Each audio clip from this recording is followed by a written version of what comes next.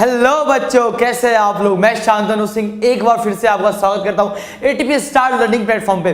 बच्चों, बहुत दिनों से कंटेंट का वीडियो नहीं आ पा रहा था, तो मैंने सोचा चलो आज कंटेंट का वीडियो ही बना देते हैं। आज हम लोग बात करने वाले हैं potential energy of system of charges. तुम्हें पता होगा एनसीईआरटी के इलेक्ट्रोस्टैटिक्स चैप्टर में भी दिया गया है potential energy of system of charges. इसी के ऊपर बात करने वाले हैं आज। हमारा ट्रिक जो है इसी के ऊपर बेस्ड रहेगा। वीडियो को लास्ट तक देखना, अभी के अभी लाइक करो, शेयर करो, इसी से हमें मोटिवेशन मिलता है ताकि हम आगे वीडियो बना सके। ठीक है, टेंशन मत लो, जब तक हम लोग एटीपी की टीम है तुम्हारे साथ, तुम्हें कोई टेंशन लेने की जरूरत नहीं है।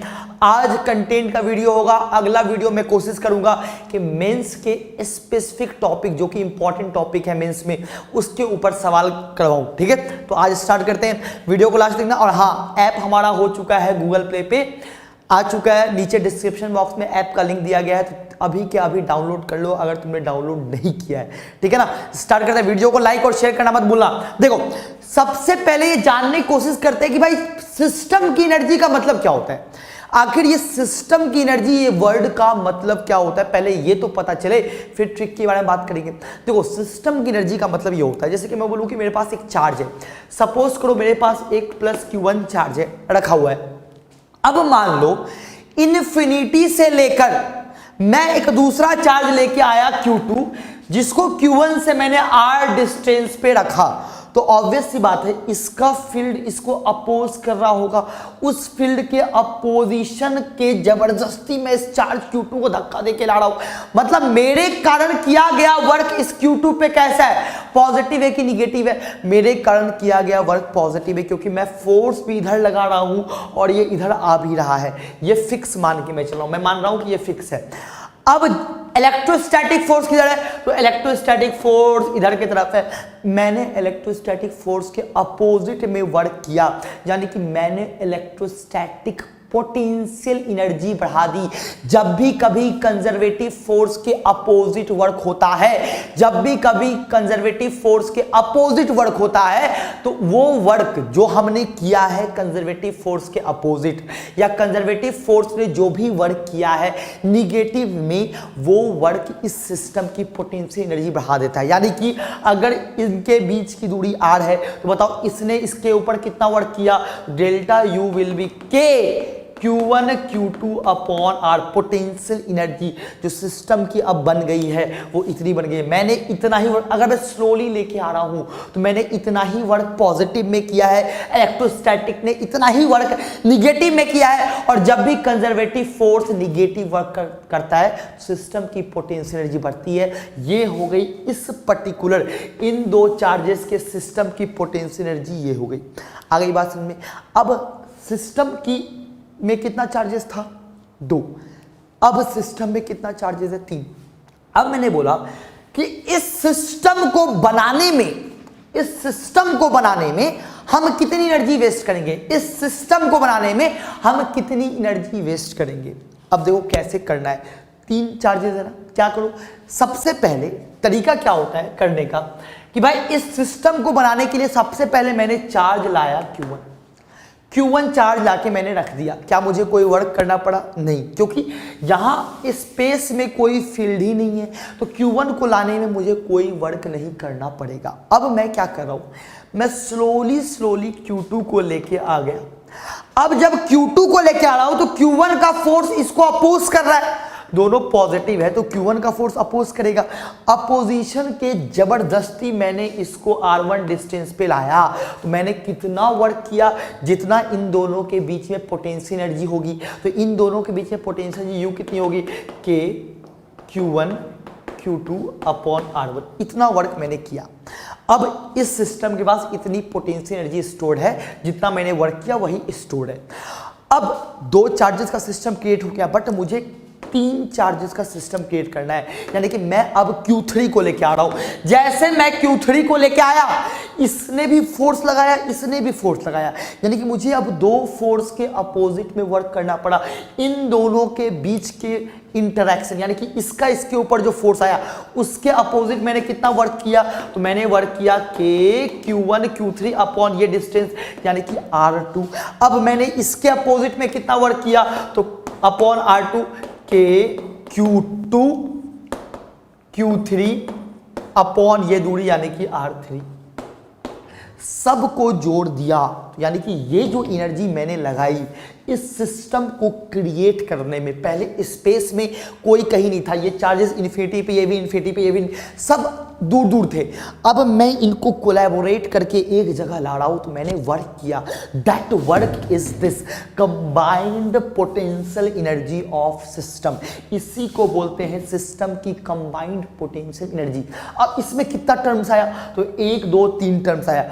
जब 2 चार्जेस थे तो 1 टर्म आया, 3 चार्जेस है तो 3 टर्म्स आया। आखिर ये टर्म्स जो है कौन कितना टर्म आएगा ये कैसे डिसाइड कर सकते हैं, तो डिसाइड करने का बेस्ट तरीका ये होता है, फॉर्मूला होता है कितने टर्म्स आएंगे, तो नंबर ऑफ टर्म्स का फॉर्मूला होता है, याद कर लो कितना होता है, नंबर ऑफ टर्म्स का फॉर्मूला होता है n into n minus 1/2, n into n minus, where n is a total number of charges. कितना चार्ज है, 1 2 3, टोटल अमाउंट कितना चार्जेस है, 1 2 3 3 है, तो n की वैल्यू यहां पे आ गई 3। अगर 3 होता, देखो 3 इंटू 3 माइनस 1/2 कट गया, 3 आ गया।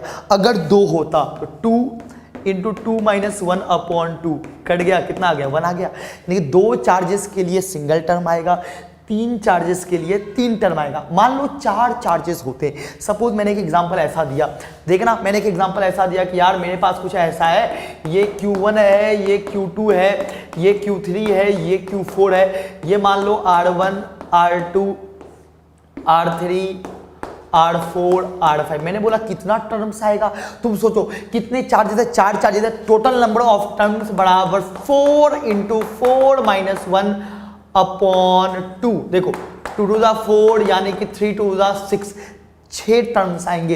तुमने बोला इसका निकाल के दिखाओ, मैंने बोला बिल्कुल सिंपल है, पहले चार्ज Q1 को लाओ। जब तुमने Q1 चार्ज को लाया क्या तुम्हें वर्क करना पड़ा, तुम्हें वर्क नहीं करना पड़ा। अब तुम लेके आओ Q2 को, जैसे तुमने Q2 को लेके आया, दोनों के बीच का डिस्टेंस R1, तुमने एनर्जी लगाई कितना, K Q1 Q2 upon R1, पहला टर्म हो गया तैयार। अब Q1 भी आ गया, Q2 भी आ गया। अब मैंने उठा के लाया Q3 को। अब Q3 का इंटरेक्शन एक तो Q1 की वजह से और एक Q2 की वजह से, इनके बीच की दूरी R2 है, इनके बीच की दूरी R3, तो इनका इसके साथ Q3 का इसके साथ इंटरेक्शन कितना होगा, K Q1 Q3 upon R3, Q3 का इसके साथ इंटरेक्शन कितना होगा, K Q2 Q3 upon R2। अब मेरे पास 3 चार्जेस आ गए। अब मुझे कौन सा चार्ज लाना है, मुझे चौथा वाला चार्ज लाना है। तो Q4 को जब मैं लेके आऊंगा, इनके बीच की दूरी R4, इनके बीच की दूरी R3 और इनके बीच की दूरी मान लो R5 है, नहीं ये R5 मान लो और ये दूरी R6 मान लो। तो अब इसका इसके साथ इंटरेक्शन कितना, तो plus K Q1 Q4 upon R4, इसका इसके साथ इंटरेक्शन कितना, तो plus K Q4 Q3 upon R5, plus इसका इसके साथ इंटरेक्शन कितना, K Q4 Q2 upon R6। कितने टर्म्स आ गए, 1 2 3 4 5 6, टोटल 6 टर्म्स आ गए। तो ये तरीका होता है इस सिस्टम की पोटेंशियल एनर्जी निकालने का। आ गई बात समझे। अब सोचो 6 के बाद 7 टर्म हो, 8 टर्म हो, कितना लंबा चला जाएगा ना, है कि नहीं। अब ट्रिक क्या है मैं इसकी बात करता हूं। पहले तो मैंने बेसिक बता दिया, ट्रिक अब स्टार्ट होता है। आओ, पहली बात तो तुम्हें यह पता होना चाहिए कि ट्रिक कब लगाया जा सकता है। ट्रिक लगाने के लिए सबसे इंपॉर्टेंट बात, पहली बात का ध्यान रखना है, all charges must be same, must be same. Trick लगाने से पहले इस बात का ध्यान रखना कि हर चार्जेस क्या होना चाहिए, सेम होना चाहिए। बिल्कुल, ये ट्रिक तभी एप्लीकेबल है। अपन 3 चार्जेस के सिस्टम से स्टार्ट करते हैं, फिर आगे बढ़ जाएंगे। मान लो ट्रिक क्या है मैं समझाता हूं। ऐसा कोई इक्विलेटरल ट्रायंगल है, मान लो साइड ए है, चार्जेस Q Q Q है। मुझे बोला इस सिस्टम की सेल्फ या पोटेंशियल एनर्जी बताओ, या इस सिस्टम की टोटल पोटेंशियल एनर्जी बताओ। अब समझना कैसे करना है। तुम किसी भी एक चार्ज को पकड़ो, किसी भी एक चार्ज को पकड़ो। डायरेक्टली मैं डेल्टा यू सिस्टम का लिख रहा हूं। किसी भी एक चार्ज को पकड़ो और इस चार्ज का बाकी के चार्जेस की वजह से पोटेंशियल एनर्जी लिख दो।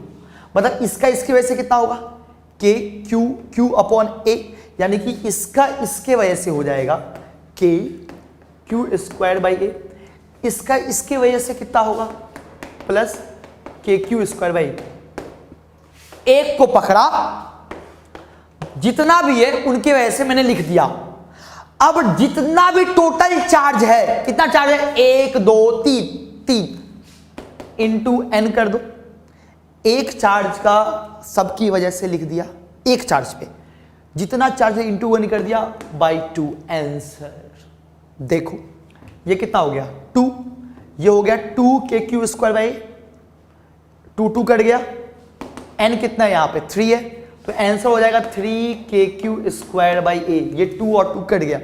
तुमने बोला कि ये मैं कैसे वेरीफाई करूं, मैंने बोला मान लो एक चार्ज मैं लेके आता, क्या वर्क करना पड़ता, नहीं करना पड़ता। दूसरे चार्ज को जब मैं लेके आया इसको, तो मुझे कितना वर्क करना पड़ा, kq स्क्वायर बाई a। अब जब मैं तीसरे को लेके आऊंगा तो इसके साथ वर्क करना पड़ेगा, इसके साथ वर्क करना पड़ेगा। तो मैंने कितना वर्क किया, तो kq square by a plus kq square by a, 3 terms आया, आंसर आ गया 3kq स्क्वायर बाई। तुम्हें लग रहा होगा कि यार ऐसे ही सिंपल था, 3 के लिए सिंपल होगा। अब मैं तुम्हें 4 के लिए दिखाता हूं, तब तुम्हें समझ में आएगा कि आखिर करना कैसे। देखो अगला एग्जांपल मैं ले रहा हूं 4 चार्जेस के लिए। देखना, मान लो मैंने बोला कि मेरे पास एक स्क्वायर है, चारों तरफ चार्ज मैंने Q डाल दिया और साइड लेंथ मैंने A बोल दिया। मैंने बोला इस सिस्टम का कंबाइंड पोटेंशियल एनर्जी बताओ। तरीका वही है, एक को लेके आओ, दूसरा लेके आओ, तीसरा लेके आओ, चौथा लेके आओ, लंबा जाएगा। कितने टर्म्स आने वाले हैं, 6 टर्म्स। 4 चार्जेस है, कितने टर्म्स है, number of terms equals to 4 into 4 minus 1 upon 2, यानी 2 2 4, यानी कि 6 टर्म्स आने वाले। 6 टर्म लिखोगे। सबसे बेस्ट तरीका बता रहा हूं, किसी भी एक चार्ज को पकड़ लो, पकड़ लिया, इस चार्ज पे बाकी की वजह से निकाल दो, delta U of system will be, देखना एक तो इसकी वजह से, एक इसकी वजह से, kq square by a plus इसकी वजह से kq स्क्वायर बाई a, इसकी वजह से दूरी कितनी है, √2a, तो plus kq square by √2a। इसका हर की वजह से लिख दिया। कितने टर्म्स है, 1 2 3 4, 4 से मल्टीप्लाई कर दो, डिवाइडेड बाई 2 कर दो, आंसर आ गया पूरे सिस्टम का। कुछ करने की आवश्यकता नहीं है, तुम चाहो तो मिला के देख सकते हो। जैसे कन्वेंशनल मेथड है, एक को लाओ दूसरे को लाओ, देखना ये आंसर वो आंसर सी में। अब तुमने बोला कि यार ये भी मैं सिंपली कर दूंगा, मैंने बोला अच्छा ये लो तगड़ा सवाल, अब इसको करके दिखाओ, तब समझ में आएगा तुम्हें कि आखिर इस मेथड का कितना यूज है। मैंने बोला कि मेरे पास एक क्यूब है, क्यूब के हर कोने के ऊपर चार्ज Q है, तो बताओ क्या होगा इस सिस्टम की एनर्जी अगर इस क्यूब का साइड A है। तुम्हें पता है कितने टर्म्स आने वाले हैं, तुम्हें पता है कितने टर्म्स आने वाले, कितना चार्ज है, 8 charges. Total terms will be, can you imagine that, 8 into 8 minus 1 upon 2, यानी कि 7 into 4 that is equals to 28।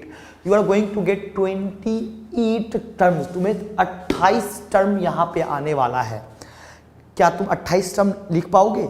एक को पकड़ोगे, दूसरे को लाओगे, फिर 2 आ गया, फिर इसका इसके साथ, तीसरा आया इसका चारों के साथ, 5वां आया तो इसका चारों के साथ, इसका आया, भाई साहब टाइम लग जाएगा, उतना नहीं करना है।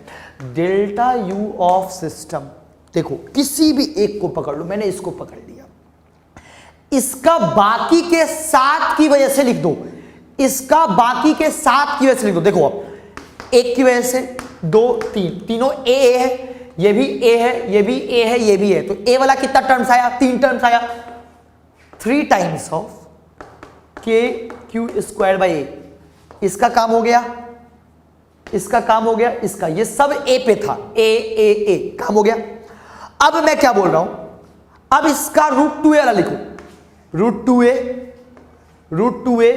और ये नीचे वाला √2a वाला कितना टर्म्स है, 3। देखो 1 2 3, तो plus 3 times of kq square by √2a, ये भी काम हो गया। कौन कौन सा बन गया, ये खत्म हो गया, ये खत्म हो गया, ये खत्म हो गया, कितना बचा भाई, ये खत्म, ये खत्म, ये खत्म, ये खत्म, ये खत्म, ये खत्म, बस एक ही तो बच रहा है मेरे पास। इस चार्ज का इससे डिस्टेंस कितना है, √3a डायगोनल ऑफ क्यूब, यानी कि एक टर्म आ रहा है मेरा kq स्क्वायर बाई √3a। इस चार्ज का बाकी के साथ की वजह से लिख दिया। टोटल कितना टर्म्स है, 8। टोटल कितना टर्म्स है, 8। Divided by 2। आंसर बिल्कुल यही आंसर होगा। अब तुमने बोला कि ये आंसर कैसे वेरीफाई करना, मैंने बोला इसको काटो, 4 आ गया, 4 3 ज़ा 12, 12 टर्म्स आए, 4 3 ज़ा 12, 12 टर्म्स आए, प्लस 4 कितने आ गए, 24 प्लस 4 28 टर्म्स आ जाएंगे। बट तुम अगर लिखना स्टार्ट चाहो तो इसको हालत ख़राब हो जाएगी। अगर तुमने कन्वेंशनली एक को पकड़ के लाया दूसरे को पकड़ लेकर बर्बाद हो जाओगे, हालत ख़राब हो जाएगी लिखने में। आई बात समझ में?